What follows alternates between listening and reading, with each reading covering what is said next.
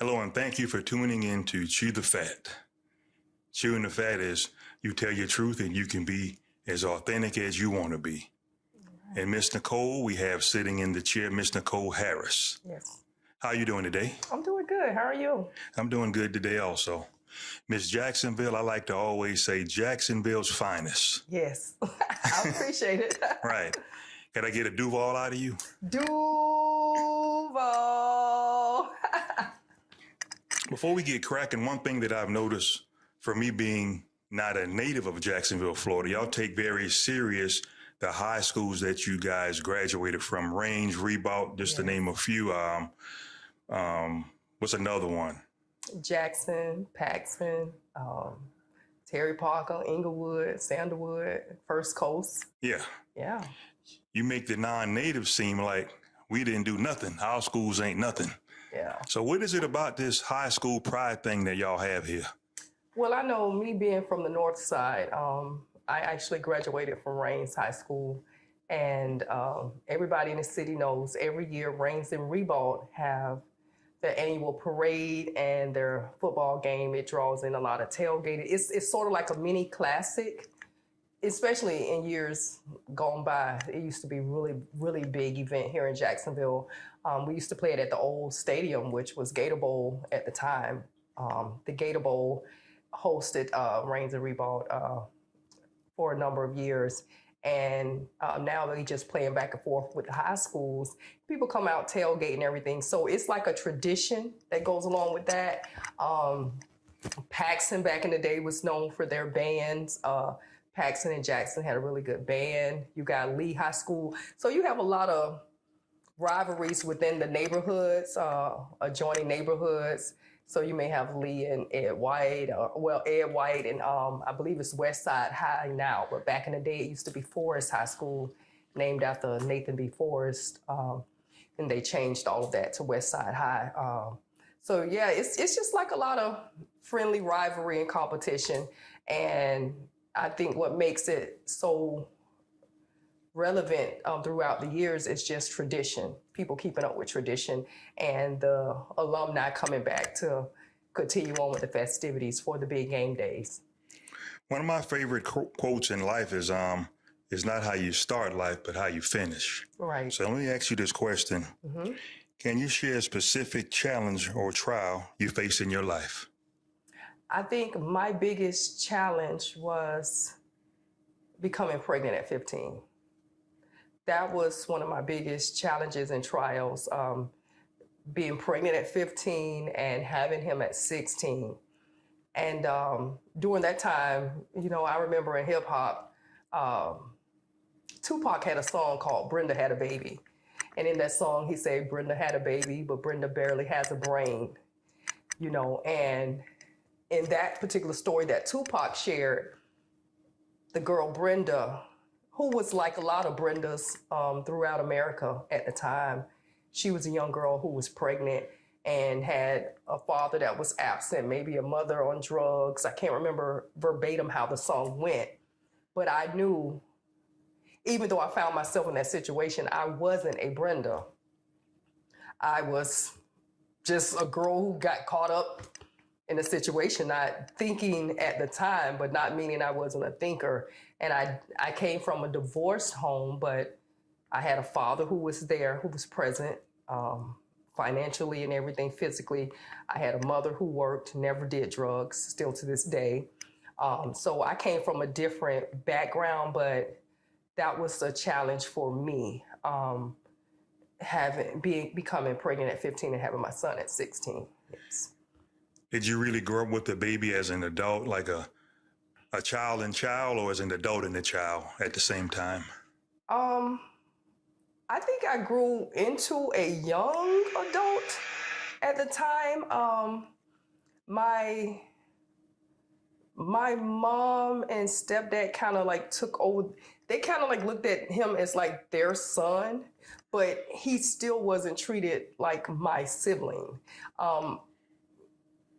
I was still a parent. I was still, me and his dad, we still had to purchase diapers, the milk, the this, the that, we still had all of that stuff, but they took a lot of the burden from me. but I wasn't a child with a child because they made me kind of grow up. I had a job. Like, I remember having him, he was born September 23rd. I was pregnant when I went to the place trying to get a job. And the lady told me, she was like, baby, just have the baby and come back. And I did. And when I came back, he was born September 23rd. I went to the store. It was at Winn-Dixie on Edgewood. Near at the time, I think it was First Union Bank at the time. And they hired me. And I still remember when I started working, they was just now taking down the Halloween decorations. So he was born September 23rd. I was working at the end of October, 1st of November. How did you feel when you first encountered that you were pregnant at 15?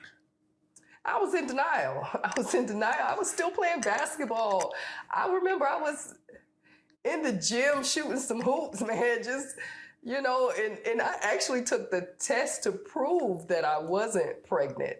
So I was one of those people those girls that didn't have like a regular cycle. So it wasn't unusual for me not to have a period. So I just felt the same. I never had morning sickness. Since he's been born, I've had 2 more children. I've never had morning sickness. So I wasn't sick. I wasn't doing all of the things that I had saw women do in the movies. Because at that point in time, I had never been around a pregnant woman. I was the last of my mother's children. So I hadn't been around pregnant women. So what I saw in the movies, morning sickness, throwing up all the time, I didn't have that. So I didn't know I was pregnant. And I actually took the test to find out, to prove that I wasn't pregnant, and I was pregnant. So I was still in shock. I was just in shock. And I was like, what? And I remember being farther along in my pregnancy, watching my stomach grow, still sometime looking at myself saying, oh my God, you're pregnant. And and it's like, you could take all of these tests and they tell you you're pregnant. You go to the doctor, they tell you you're pregnant. And still in the back of your mind, one day out of the blue, it's just a wake up call saying, oh my God, you're pregnant. It's weird how your mind does that, but I guess it's a coping mechanism. I'm not sure. Did any of your relatives kind of like shy away from you or cut their eyes at you, talk about you and say, oh, she's fast anyway? No, not that I know of. Not any of my relatives, because I come from a crazy mixed up family anyway. So I think a lot of my relatives probably would have preferred to deal with a teen pregnancy over the things that they were actually dealing with their own children. So it wasn't like, they kind of practiced that people in glass houses. They didn't throw stones per se. And I had another cousin who kind of took me in under her wing. But she had a daughter who, me and her are 3 months apart. And her daughter actually got pregnant at 14 and had her son at 15. So they had been down that road before. So yeah, I didn't get any things from my family. I can say I felt somewhat ostracized by schoolmates because before that I was a cheerleader. I had went to school. I was one of the popular girls in school. So I did feel that as far as when I went back to high school after delivering him, because I went to an alternative school throughout my pregnancy. So after my pregnancy, my senior year, I went back to high school with half of my peers. I'm going to say some of us went to Rain, some went to Reebok, and some actually went to the school First Coast that I mentioned. The ones that was at Rains, I felt like I was different from them now. They couldn't relate to me. And it wasn't that I wasn't trying to relate to them, but I did feel slightly pushed away by them. I honestly did. I've had this discussion with people throughout the years that I felt like I wasn't as accepted because it was kind of like a leper thing, but not that drastic, but it was there. It was like, oh, Nicole had a baby, so yeah, I felt it with friends, not with my family though, no. I want to give you a silent round of applause because a lot of females that had kids, you know, as a teenager, they don't graduate. Yes. What gave you your eye to tiger strength to keep going and that changed your mindset that you got to keep rolling with this? Because, I mean, that's one thing that you kind of dream of is graduating. And at the time when I had my son, it was no excuse not to graduate. So many programs. There was so much help out there for teen parents, for teen moms. We had an alternative school. We had Darnell Cookman back in the day. And then my junior year, they opened up a facility called Beulahville, which was a teen parent center solely for teen parents. Darnell Cookman kind of had pregnant girls as well as behavioral people, students with bad behavior. They were sent to that school. But so it was a mixture of bad kids versus kids that was in a bad situation. Well, Beulahville was a facility opened up specifically for teen parents. So it was no excuse not to go to school and get your diploma. And, you know, it was like you had places where you could take your kid to school with you. And at Beulahville, I took my son down to the nursery and I went up and I went to school. And at lunch, you can go down and check on your baby. And after the school, you get him and, you know, you go home. So it was no reason not to get an education just because I was a teen mom. I was always told that, you know, from a lot of older folks in life, just keep on living. Yes. And you're going to experience some things. Yes. And sometimes favor, not fair. Mm-hmm. Can you recall a specific moment when you felt like giving up? No, I've never felt like giving up. I can honestly sit here at 48 years old and say I've never felt like giving up. I've always had a desire to live, move forward, do better, keep going, don't stop, keep living. I felt like if you go to sleep and you wake up, you have a whole nother day to do something better than what you did yesterday. And you never know. You could be walking down the street and run across $100. You could be, you know, anything could happen. You could be in a mall and somebody pick you out to be in a commercial. It's no telling what can happen to you at any given day, any given time. You could go with that $1 you found on the sidewalk and buy a scratch off, and it could be the winning ticket. I've never had a thought of giving up. I've always thought that I had a purpose bigger than what I was living in at the moment. So in order to reach that purpose, I had to keep going. In Jacksonville, it seems like it's an image when a lot of African Americans grow up on the east side and the north side that they're not quite as savvy with their mentality, or sometimes you can say / hood mentality. Yes. Did you always wanted to change the narrative on that? I actually never thought about changing the narrative for the masses. I've thought about changing the narrative for myself, for my children. I remember telling my children that they were born with strikes against them already. They were born to a teen mom. They were born Black. They were born, you know, in a single parent household. The boys, they were born Black men. So I've always taught them to where you were born with these things against you. So you got to come out swinging. And it don't matter where you were born or what area you were born into, you can always elevate. But I always did tell them each one teach one. So if you elevate, don't forget to reach back and extend a hand to somebody deserving. You can't help everybody, but the Spirit will lead you and tell you who's deserving of that help and who desires that help. And if it don't harm you, then help others once you make it. But what side of town you come from has no bearing as to who you can be as a person. It's an old saying that birds of a feather flock together. So who inspired you? Who were your influences to this day, past and present? Because before you answer that, a lot of people see the achievements, but they don't see, you know, where you come from to get there. So go ahead and elaborate on that. Who inspired me? It could be a teacher. It could be anybody, pastor. Could be a friend. I think my parents, because my parents were born were not born into a lot of means. My dad, came from Quitman, Mississippi.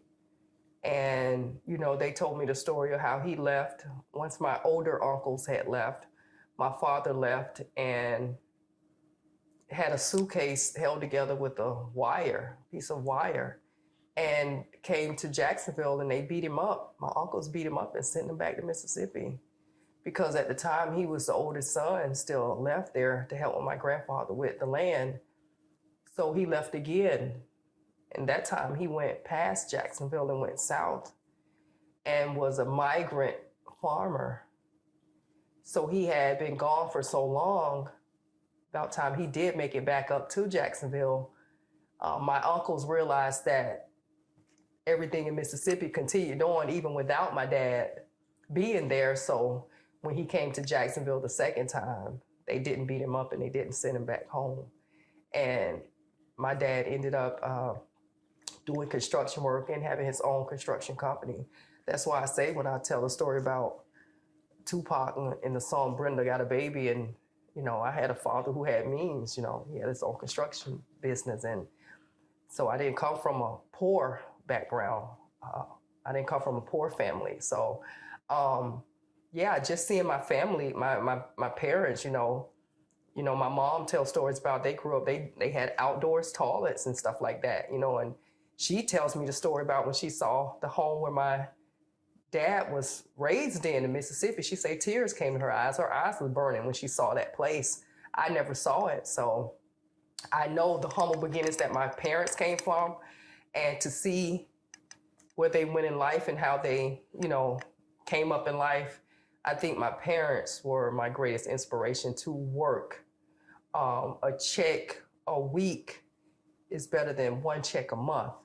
And that was the philosophy I had even when I had my son.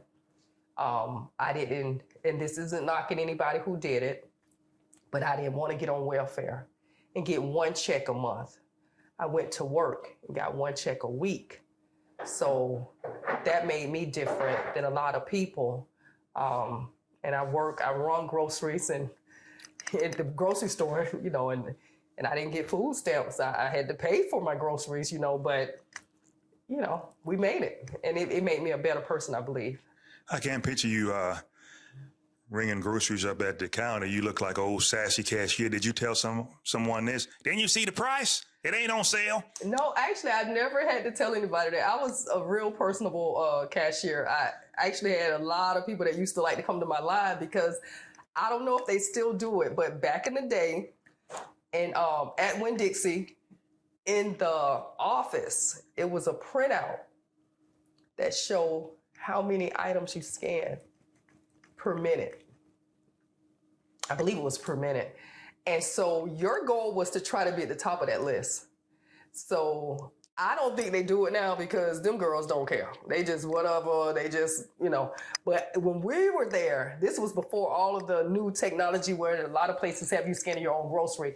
We were trying to get those numbers up because you wanted to be at the top of that list. So it was a pride thing for me. So yeah, I was a really good cashier, and I was very personable to people. I treated people good, and I even got Christmas cards and stuff like that before from a lot of the customers that came through that was regulars. So yeah. What are a few setbacks that you had in life? Setbacks, I would say, actually, a thing that I thought was a setback actually was a setup. Hold up, say that again, because I like that. Something that I thought was a setback was actually a setup. I was laid off from my job. And I had already been going to school to get my nursing degree. I had dropped out of college. Excuse me, it had became overwhelming. And I had dropped out of college, and I had a chance to go to become a merchant seaman or to go and finish my nursing degree. And I chose to be a merchant seaman. And so me getting laid off, WorkSource took up and was helping all of us that got laid off because we got laid off working for Swisher and the tobacco tax that they had passed. Swisher was doing a lot of outsourcing. So WorkSource took up for helping certain companies. I think it was Swisher, and if I'm not mistaken, it was Hostess, Twinkies, or somebody else was going through something at the same time. So WorkSource was helping those employees try to find work or schooling, whatever they wanted to do. And I actually was the first person that WorkSource paid for them to go to Merchant Seaman School. WorkSource ended up buying all of my clothes, my airplane ticket. They paid for my physical. They paid for my clothing fee for Merchant Seaman School, my uniforms I would have to wear. They bought everything from my boots, socks, underwear, bras, panties, whatever. They bought it all. And WorkSource did all of that. So what I thought was a setback by getting laid off was actually my setup. There you go. Yeah. And I like that. That's a successful story right there. Yes. And it seems like you have this positive aura. You didn't do what you wanted to do. You did what you had to do. Yes, always. It goes with me too. On my TikTok, it's a video on there of me cutting grass, college degree and everything. But I can say his name, T. Smalls, filmed me doing that. This was some years back, but everybody thought I was just kicking it. But I was going through some tribulations and trials myself. Okay. But I was cutting grass happy, and I did what I had to do. Yes. What was it come to Jesus meeting that you had to have a change in life? How old were you when you started Merchant Seaman School? I was 38 years old, and I found myself being one of the older people in the class, which was surprising to me. I actually had a lady who was in her 50s, and we had another guy who was around 42, 43 at the time, and then it was me. So 38 years old, I was one of the oldest people in my class at 38. Yeah. I'm actually proud of you because guess what?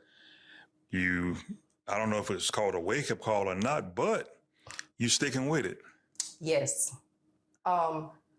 Trust me, when I got there, I didn't want to because it was so, the schooling was so military set-like, and I felt like if I wanted to join the military, I would have did it at 18 and been retiring at this point. You know, I didn't sign up for military. I signed up to be on the boats, making money.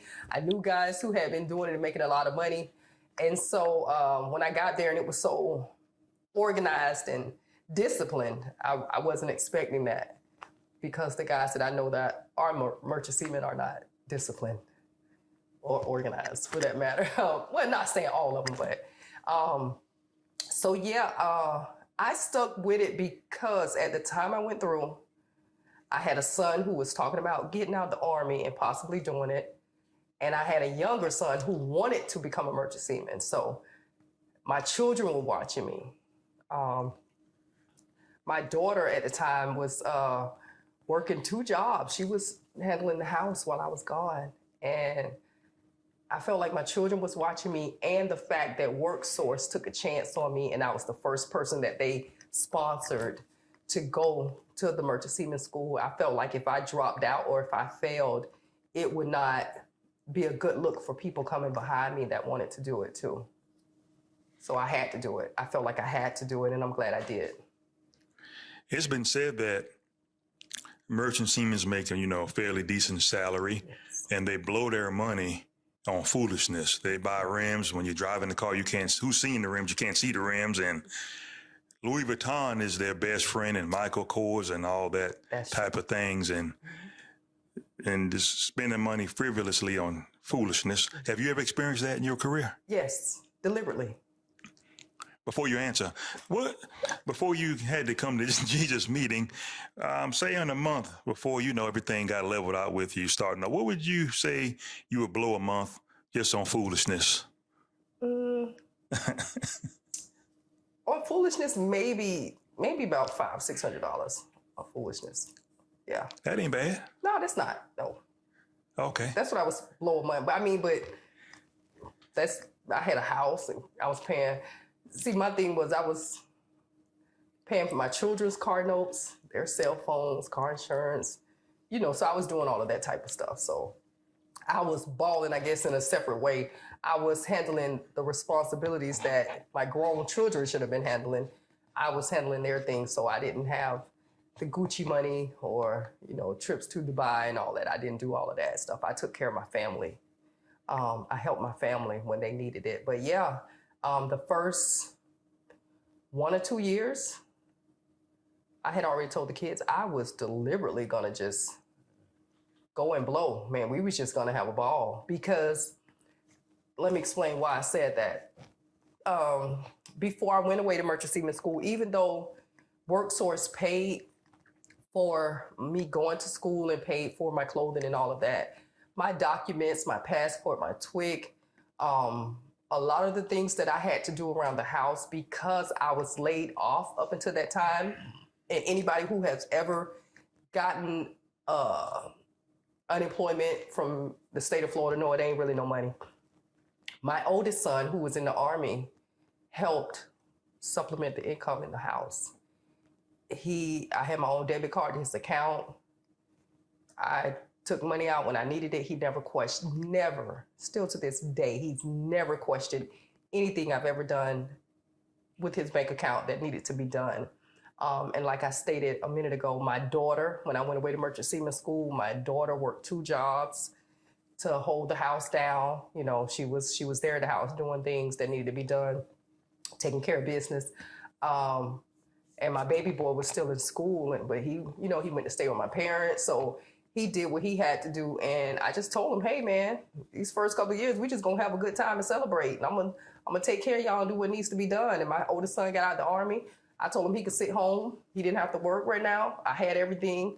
And that's what we did, because he took care of me. So that's a blessing. That's how we did it, yeah. You stayed grounded. That's amazing. Oh, of course. Right. Now you see your eyes on the prize for retirement. Yes. One day. One day. I'm going to give you some credit. I call it fool's goals. Mm-hmm. Some people remain a fool and don't get a retirement. Yes. And they wake up and say, 55 years old, 60. I'm just going to talk to you in my Southern dialect. At least you had enough sense to say, hold on a minute. You had to make a change. Yeah. So I think in previous conversations, you said around 62. 62, yeah. And you're still young. Yep, still young. Hopefully I'm still kicking, still doing what I can do. I anticipate on trying to physically get some more momentum going on and things like that, so I could be, you don't just want to be alive, you want to be able to live, you know what I mean? So I want to be living at 62 and not just alive, if that makes sense. You kind of did the unknown, because African-American women have been known to be bullheaded and you can't give them advice. So you went into a career, and I'm sure I don't know what struck your eye, your thoughts, and who mentored you along the way as far as that. See, do you have any teachers or professors or whatever you call them out there that kind of guided you along the way? Actually, I do. I have a really good friend, Wooten. His name is Wooten B. Jackson. Wooten has always been, he took me under his wing, and he's been in the business. He's been selling now for, I want to say maybe 35, 36 years. I believe this year is his last year. He's going to go on and go out. But yeah, I have a lot of guys that just, they told me to keep pushing. Actually, when I first got in, let me say this, when I first got in, Wooten and the other guys, they wanted to kick my behind and kick me out and tell me to go finish my nursing degree. They wanted me to finish my nursing degree. And at the time, I felt like the flame had been doused. And I knew in order for me to complete and get my nursing degree, I was going to have that flame. And I didn't have it any longer. So I knew that would be disastrous for me to quit and to go back to that. So I kept pushing, and after they saw I was serious and I was in it to win it, and I kept racking up my days. And so now we just talk about retirement, and we just try to make sure I stay healthy and I reach my goal to reach my days, my 7,200 days where I can retire and don't have to go to sea anymore. So that's a blessing. Looking back, what advice would you give someone facing similar challenges or trials? The challenges and trials, like I said, becoming a teen mom, I would employ any young person who finds themselves in that situation to get you a village. The old saying, it takes a village, that is so true. That is still true. That ain't never going to change. It does take a village. One person can't do it alone. And I had a strong village, and I had a village of smart, financially independent people. I say get you a village. Sometimes your village may not look like you. They may not share the same DNA as you. But you can find your village in a teacher, maybe, some teachers, someone at the church, community organization, neighborhood. It could be an old lady down the block. She may have a daughter or niece, cousin, friend that be willing to help you as well. So don't be afraid to look for your village, but also use discernment as well too, because you don't want people to come to you like they're trying to help you when really they're predatory and they don't have the best interest for you and your child. But I would recommend people getting a village. And that's even if you're not finding yourself becoming a teen parent. That was my struggle. That was my story. That may not be your story. You may have a family that you come from a family with addiction problems or gambling problems or anything in the home, a broken home or a home where you're coming through poverty. Don't be afraid to speak out and let people know that you need help. Don't suffer in silence. Speak out, get you a village, get you a community behind you, and you will be surprised how far you can go. Very good answer. Based on your experiences, what strategies or mindset shifts do you believe are most helpful for overcoming adversity? One foot in front of the other. Oh, hold on. You got to repeat that. I like that. One foot in front of the other gets you where you're going. That's it. That's the only, if you keep that thought in your mind, one foot in front of the other, you're not always going to run. You're not always going to skip, hop, jump, ride in cars, airplanes. Sometimes you just got to walk. One foot in front of the other gets you where you're going. You'll eventually get there. I have two more things that I want to bring across. You said let's go back to Swisher. You said you worked at Swisher? Yes. Wow. Yes. I can't picture that because I worked at Swisher. Yeah. That's some hard work, ain't it? Every job I've done has been hard work. Every job. I worked at General Electric, unloading rail cars, container trucks, loading semi-trucks. I drove forklift for 16 years. I drove forklift for General Electric. I drove forklift for Swisher, but I started driving forklift at Vistacon for Johnson & Johnson One Day AccuView contact lenses. I drove reach trucks and cherry pickers. And then I went to the sit-down forklifts, and that's when I went to General Electric. I was there for 9 years, Swisher for 3, I believe, before they let us go. And my other years I did at Vistacon. So yeah. Repeat, excuse me, I didn't mean to cut you off. Repeat this word after me, backer. Backer? No, backer. You got to say it southern. Backer? Yeah, like tobacco? Yeah, we call it backer. Yeah, we dealt with that backer. I'm telling you. I've been there. I've been there. So yeah, Swisher, yeah. Right there off of 20th Street. That guy working with that backer. Yes. My last thing, have you ever experienced a domestic violence relationship? Because a lot of women, that tears them down, and that's what's going on today. No, I've never had a domestic violence relationship. I explained the one thing when the dude grabbed my cheek, but that was as far as that went. I've never had a situation to a man putting their hands on me or whatever. Actually, I've never even had a man to try. I can't even say I've been in a situation to where somebody was threatening to put hands on me or roughed me up or did something like that.